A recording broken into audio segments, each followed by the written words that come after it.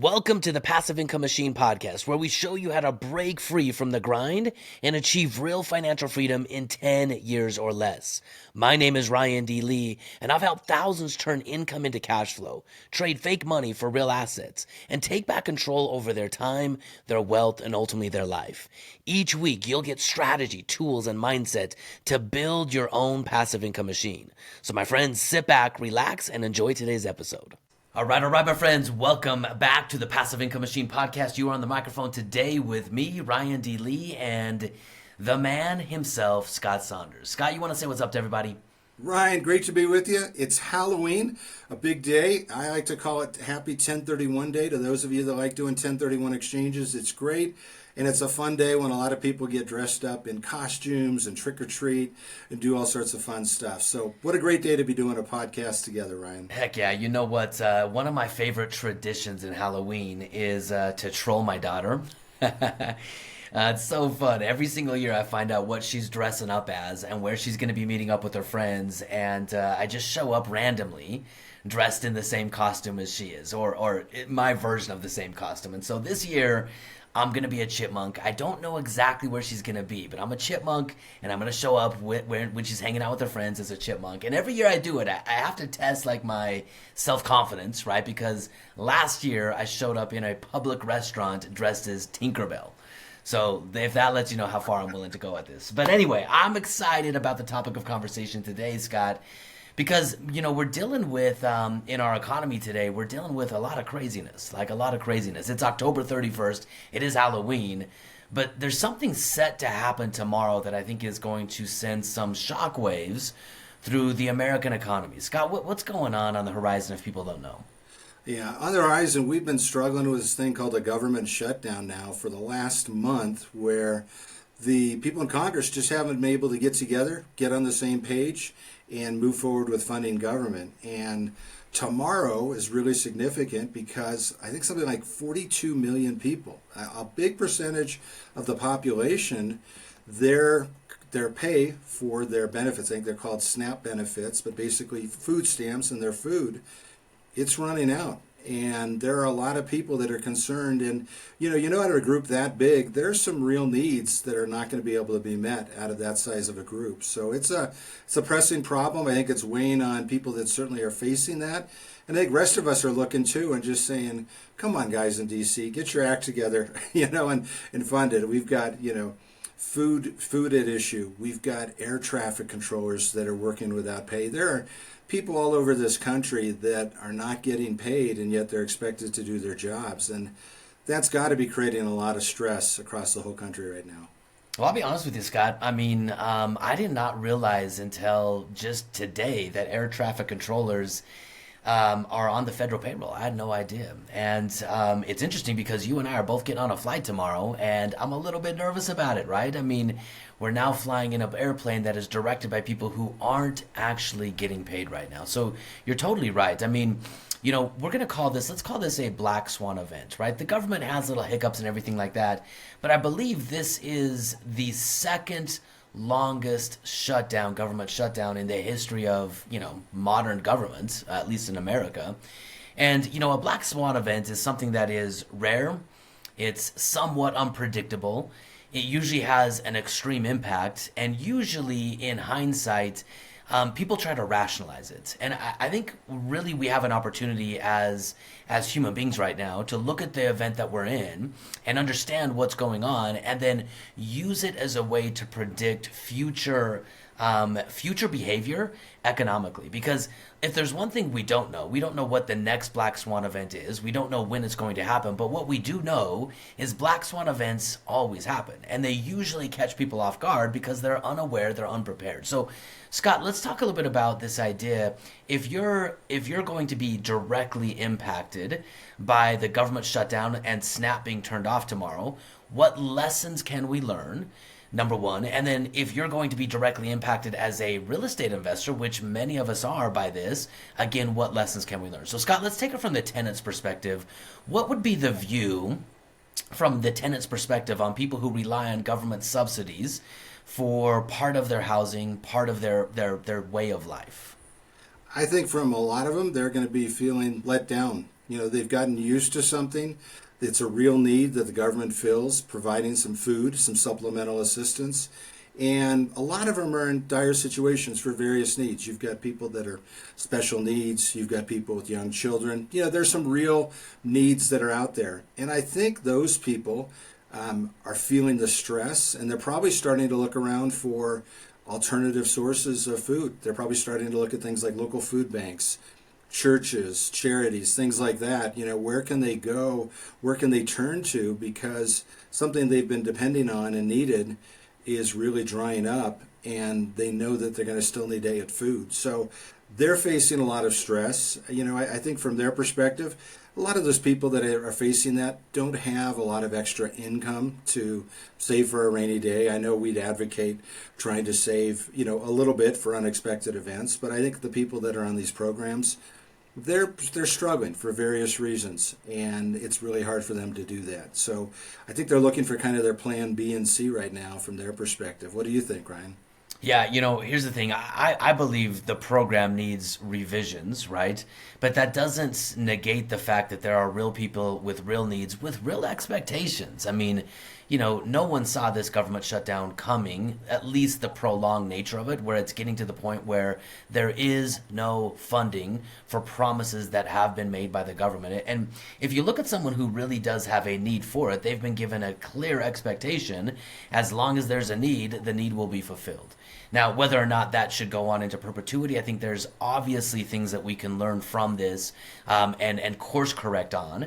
But outside of that, these are real people with real needs. Now, if we look at it from that standpoint, many of those real people with real needs, they live in some of the rental homes that we have. So, Scott, as I look at this from an investor standpoint, because obviously, this YouTube channel, this podcast is focused on empowering investors to invest in a way that they have real assets that generate real income and give them some elements, if not complete financial freedom. And we're about to go into a time where cash flow might be cut on some of our rental properties. So let's pivot a little bit and let's talk about that side of the equation. Scott, what do you foresee happening inside of your portfolio specifically and the broader rental market in general? Yeah, I see two things with my portfolio, and for anybody that has a rental property. One, you're going to have some tenants that are going to have a hard time with this meeting rent on time. So I think it's going to be realistic. We're going to have people doing partial rent, maybe late rent, trying to do a workout plan. So that's probably a given for everybody across the country. That's going to affect a lot of people. The piece that I know with my portfolio, I've got a handful, somewhere around 15 properties that are Section 8 rentals. So that's government assistance helping out with the rent. And everything that I've read, I looked into it. The payments were made in October. They had enough excess cash to be able to pay, but they don't have enough money to pay the November payment. So all of those Section 8 rentals, when I get paid, it's going to be late. It's not going to hit, from what I presume at this point in time, barring a miracle, and I don't think it's very likely from what I see, it's kind of a logjam back in D.C., I'm going to miss the payment with the Section 8 for November. So that is probably a given. Whether that kicks into another month or not, who knows? But certainly there's going to be a pretty good chunk of income. I'd say that's a better part of $20,000 in gross rent that won't hit in November. So if you're not prepared for something like that, that could be a big shock. And I think that's what we want to talk a little bit about is, as a investor, what can we do to try and get ahead of events like this, these Black Swan events? What are some reasonable things that we can do to be prepared so when these things happen, it doesn't shake up our investment or shake up our economy? Because as you said, they're bound to happen. We had this, 5 years ago, we had COVID hit, and that was a big shock. And I don't know what it'll be in another 5-10 years, but something out there will be an unforeseen shock that will affect us. And I think, we call them a Black Swan event, like they're kind of rare and unforeseen. And I'm kind of the belief that we're almost guaranteed to have these unforeseen events. I just don't know what they are. But throughout history, we've always had these shocks to the system. So in a weird way, they're almost in an inevitability that there'll be some unforeseen shock that will be a disruptor. And those that are savvy, those that are prepared, are going to be able to weather that much better off than those that haven't prepared in advance. I think you're hitting the nail right on the head. Let's define a couple of things inside of this game of investing. When I first got going, Scott, my objective was to buy a couple properties, generate a little bit of cash flow. But I think the longer you get in and the longer you really get involved as an investor who's taking control over their money and their future, you have to realize exactly what you just said. Black Swan events aren't a matter of if, they're just a matter of when and how. When is it going to happen and how is it going to affect me? And because they're by default unknowable, we know something will happen. We just don't know what it is and how it'll impact us. You have to prepare with that end in mind, knowing that things are going to happen. And so what I look at for me first and foremost is success inside of investing. I used to think it was financial freedom, and that is a measurement of success, no doubt. But if you're financially free for a day, a month, a year, and then you're not, was it really successful, right? And so the biggest piece of success that I look for inside of investing is sustainability. How long can I maintain and sustain what I'm doing in order that I can absorb shocks like this and still maintain profitability and be able to keep going? So the first thing that we have to look at is in the game of leverage, you're taking on a liability, right? You're taking on a liability in the form of a mortgage, right? A bank mortgage with a fixed obligation to acquire the asset. And leverage cuts both ways, right? It amplifies our return. It accelerates the growth of our portfolio. But in moments like what you're about to face and what I'm about to face in November, we still have an obligation to cover, even though we don't have rental income coming in. So how does an investor, prepare for this, and what should a foundation of reserves in alignment with using leverage be for someone? What do you recommend for that? For the first part, I think, is to plan in advance and have some reserves set aside. That's just game one. Plan in advance to have some capital set aside that's liquid, that's accessible, that you can use for these things. And we can talk about how much that has to be, because that changes over time. A beginning investor, I would say probably a good ballpark is somewhere between 3 to 6 months. If you want to be on the more conservative side, 6 months reserves of kind of the ongoing obligations for the mortgage and cost. That's probably a reasonable benchmark. And these are just ballpark figures. If somebody wants to be a little more conservative, they can have, 7 or 8 months. On the other side of that, I'd say probably the least amount would be maybe 3 months to be able to do that. So somewhere in that range, I think, of having accessible capital, stuff that's you can pull right away. So whether it's something that you've got stored up in a vault, or whether you've got it saved in reserves that are accessible in like a money market type account or something like that. There are different ways to have that accessible, but you want to have it in your control. That's kind of the whole focus of what we teach, is having an ownership economy where we have things within our control. The last thing you want to do is turn to a bank and say, well, I could always borrow against my home and do that, because we all know sometimes the banks in a tough economic cycle and a downturn, you can't get a home equity line against your house. They're just not going to lend. So it's got to be accessible capital. What are your thoughts? Yeah, I think that is 100% the key. If you think about it like a barbell, which I think is explained in Nassim Taleb's book, Anti-Fragile, right? If we understand that by default, the economy, this system that we all operate within, there are cracks in it, there are fragilities in it.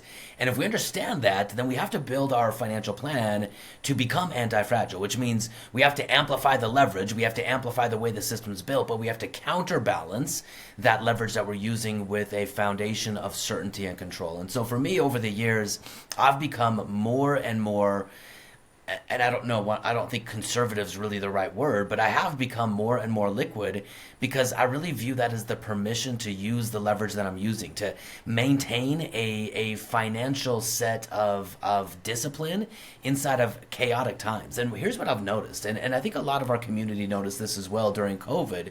COVID was a black swan event. Like 2 weeks to slow the spread turned into a year and a half of like complete shutdown and just chaos, and we're still dealing with the ripple effect of that right now. But everyone in our community that had followed what we talked about, they were sitting on a barbell of liquidity and reserves. And what that opened up for them is not only the ability to sustain, but also the opportunity to take advantage of, inevitably, the unique opportunities that come up in the middle of chaos. In the middle of chaos, there are always unprecedented opportunities where you can make a lot of money. So I think reserves become, number one, your ability to sustain. Number two, your opportunity fund to take advantage of unique opportunities. And if we look at reserves, we should probably really look at them comprehensively. Let's go back to the tenant side of things, right? You should have a reserve against the leverage that you're using, 3 to 6 months, no doubt, for every mortgage that you have. And you should probably put some additional reserves in there for your make-readies, things that will inevitably happen over a long enough period of time. In addition to reserves for your leverage, you should have reserves for your personal employment. Right now, Amazon is laying off 50,000 people when they should be adding people to their workforce during the holiday season. So that's a big swing right there. You should have 3 to 6 months of your living expenses, your personal living expenses set aside, not for if, but for when. If you run a business, you should have all of your fixed expenses. You should know exactly what it takes for you to run your business on a monthly level and have 3 to 6 months set aside to continue to run your business. I mean, if you really look at it, this is where it gets a little bit overwhelming for people. That's a lot of money in reserves. If you balance your business, if you balance your personal life and your investing life, you could at any given moment in time have thousands, hundreds of thousands of dollars of sitting in reserves. And I think that's really the thing that people have to get their grasp around. This is why so many people end up going through the roller coaster. They have good months, they have good years, and they have bad years. And the reason they have bad years is they're just not prepared. And when things churn, which they always do in ways that are unforeseen and unpredictable, they're not prepared for it, and it knocks them out of the game. And so they spend all this time building up and then burning down, and then building up and then burning down, and then building up and then burning down. And over a long enough period of time, this goes back to the definition of success, which is sustainability. They don't really build anything successful over the long run because they've never built anything sustainable. So, my friends, as you're listening to this, look at the lessons that can always be gleaned from economic chaos, from just living in a world of uncertainty. The world is a perfect balance of order and chaos. There will always be those two together. And the more we try to legislate and, make things perfectly balanced, the more chaotic it's going to become. You cannot legislate a perfectly designed world. The world is night and day, black and white, order and chaos. It is a perfect 50-50 balance of, challenging times and good times. So if we understand that, we can prepare for that and make sure we're always riding the middle of that wave where we've built a foundation that allows us to capture the upside of abundance and sustain in the downside of chaotic times. So, Scott, those are my thoughts generally on just the idea of reserves. And we can even expand that out to kind of the tenant side of things. You should have a food supply. You should have reserves of medical, things that you need. Like if you're an asthmatic, you should have a couple of inhalers, sitting on the shelf, because what if the pharmacy closes down? You should have reserves set aside which allow you to be sustainable no matter what's going on around you. I love that example. You brought up the inhaler. My kid had asthma. We'd go hiking, and I'd always have a whole bunch of extra things in each glove box of every car. Then I'd toss them in the backpack when we went. So some of those things are real practical. I remember years ago, the very first workshop that you ever did, that was something you taught, and this is prior to COVID. You taught about reserves. And I remember a lot of people at that workshop and that meeting were kind of scratching their heads going, oh, we've never heard this. And you talked about things like food reserves and all sorts of things. I remember I went and I got a thing for my car in the trunk of my car that you recommended, just a backpack with all sorts of food and supply reserves. And I've had that in the back of my cars ever since then. I've never needed it, but I always think if I get caught in a snowstorm, I got that sitting back in my trunk and I'm prepared. I've got myself hooked up with what I need for the basics. So I think it does apply to more than just finances. It really does apply to foods and medicines and just being a little bit prepared and looking ahead. And the more we can do that, the more we get a degree of peace and contentment. We talk about financial freedom in 10 years or less. We all want to have peace and stability. We want to wake up We want to be able to look at the day and not have that tightness in our gut or our mind racing going, how do I scramble around today and pull a rabbit out of the hat and rob Peter to pay Paul and do that. And to me, that's what financial freedom is about, is having that contentment where you wake up and you're at peace because you've prepared, you've built that solid foundation. And it doesn't mean shocks aren't going to happen, but you've done what you can reasonably to have a strong, balanced foundation. And as you grow financially, that foundation evolves too, right? It gets built out over time. As you pick up more assets, you need a little bit more in the way of reserves. I love that barbell concept because it's such a great visual. You know, I know you work out, I work out at a gym, and there's no way we can do a bench press with a 45-pound plate and one side up and nothing on the other. It would be almost impossible to do that, or very, very difficult. And yet you can have two 45-pound plates without a collar on there, and you can go up and down with ease. And there's something to be said with having that counterbalance there. Such a critical concept. And I would just say, in my experience, I've seen so many people, you mentioned, build it up and burn it down. I've seen that so many times in real estate where people are flying high and they're growing and building something, and it's awesome. And then that Black Swan happens and they fall off and then they rebuild it back. And I think how much farther they would be ahead if they were able to keep their base from their first time, build upon that in their next downturn, and do that over and over. They would be miles ahead if they're able to kind of keep that base and that foundation.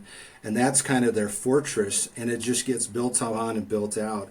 But so many people, it's so common, run that race where they run really hard and fast and they get great results, and then they crash and burn, and then they run hard and fast. And it's common out there. I think what we teach is kind of counterintuitive, but it allows somebody to kind of, when the winds are blowing out there, to be calm. You think about that. You're an outdoors guy, and I am too. And what's the difference when we're out in the wilderness, when a storm kicks in and you see something coming down the canyon? It's that you've prepared, and you've got your poncho and your rain parka, and you've got your compass and your matches. You've got everything with you to weather an unforeseen event. And whether that's on a financial perspective or outside in wilderness, it makes all the difference in the world. And, it's your life out in wilderness to preserve your life of you and whoever you're with, but it's also your life from a financial perspective and all your loved ones around. Think about, if you're the leader of your family and you're stable, you're now a rock when everybody else is kind of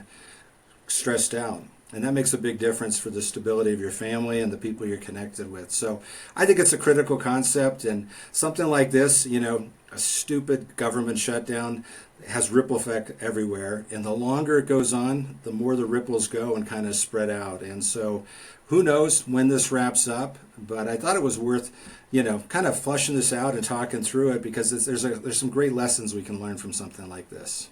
I love it, Scott. Well, phenomenal topic for a scary day, right? It is Halloween Day when we're recording this podcast, and it is the day before Snap shuts off. So, my friends, take this for what it's worth. Knowledge can only be converted into wisdom when you do something about it. And building reserves, you can go too far on either side. You can be a over prepper. You can be an over leverager, right? So find that middle ground to where you've got a perfect balanced barbell. Leverage up and then knuckle down on your reserves. Build that balance, and that's what makes you sustainable. That's what makes you anti-fragile, and that's how you win the game of money. It's not about winning short term and then crashing tomorrow. It's about winning sustainably over a long period of time, and that will give you the rarest return of all. Not a return on investment, but a return on attention. So, my friends, thank you for listening to the Passive Income Machine podcast. Apologize, we've had a couple of week hiatus, but we're back on. We're ready to go, and thank you for listening.